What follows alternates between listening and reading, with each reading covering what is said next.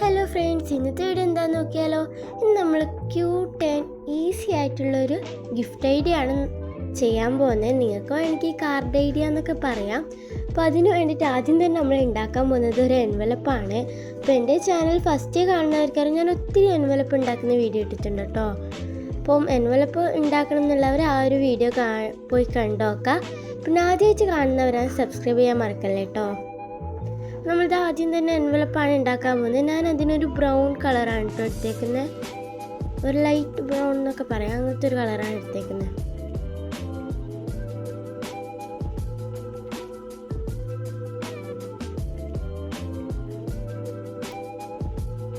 അപ്പം നമ്മളിതാ എൻവലപ്പ് ഉണ്ടാക്കി കഴിഞ്ഞിട്ടുണ്ട്. വളരെ സിമ്പിളാണ് കേട്ടോ എൻവലപ്പൊക്കെ ഉണ്ടാക്കാൻ.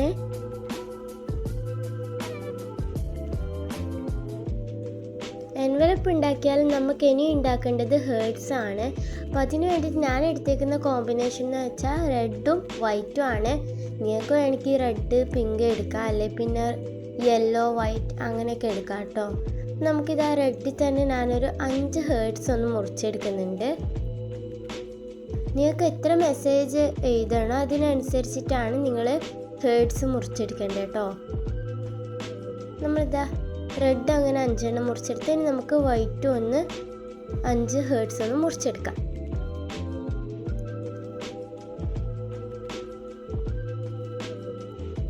ഇനി നമുക്ക് വേണ്ടത് ഒരു പേപ്പർ സ്ട്രിപ്പാണ്.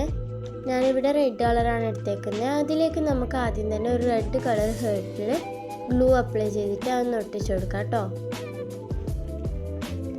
ഇനി അതിൻ്റെ മേലെ വൈറ്റ് ഒട്ടിച്ചു കൊടുക്കാം.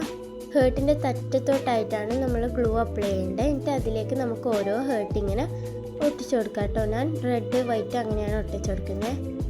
ഇനി ഈ സ്ട്രിപ്പിൻ്റെ അറ്റത്തായിട്ട് കുറച്ചൊന്ന് ബാക്കി വെക്കണം കേട്ടോ, എന്നാലും നമുക്കിത് നമ്മുടെ ഈ ഒരു എൻവലപ്പിൻ്റെ ഉള്ളിൽ ഒട്ടിക്കാൻ പറ്റുമോ.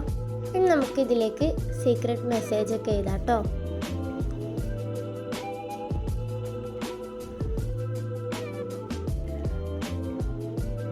അപ്പം നമുക്ക് ഓരോന്നിലും ഇതേപോലെ ഒന്ന് എഴുതി കൊടുക്കാം.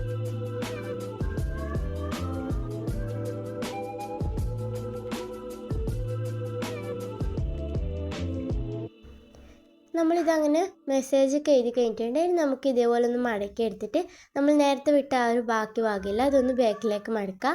അതിലേക്ക് കുറച്ച് ഗ്ലൂ അപ്ലൈ ചെയ്യുക. അതിന് ശേഷം ഇത് നമ്മുടെ എൻവലപ്പിലേക്ക് ഒട്ടിച്ചു കൊടുക്കുക. അപ്പോൾ നമ്മുടെ കാർഡ് ഐഡിയ അല്ലെങ്കിൽ പിന്നെ ഗിഫ്റ്റ് ഐഡിയ ഇവിടെ റെഡി ആയിട്ടുണ്ട്. അപ്പോൾ വളരെ സിമ്പിളാണ്. അപ്പോൾ എല്ലാവരും ഒന്ന് ഉണ്ടാക്കി നോക്കാം. പിന്നെ ഞാൻ കരുതി നമ്മുടെ ഈ ഒരു എൻവലപ്പിന് കുറച്ചും കൂടി ഡെക്കറേഷൻസ് കൊടുക്കാമെന്ന്. അങ്ങനെ ഞാനിത് ഒരു സ്കെച്ച് യൂസ് ചെയ്തിട്ട് കുറച്ച് ഡെക്കറേഷൻസൊക്കെ കൊടുത്തിട്ടുണ്ട്. അപ്പോൾ ഇന്നത്തെ വീഡിയോ ഇത്രയേ ഉള്ളൂ. ഇതേപോലെ ഒത്തിരി ക്രാഫ്റ്റ് ഐഡിയാസുമായിട്ട് ഞാൻ പിന്നെ വരാം. Bye guys.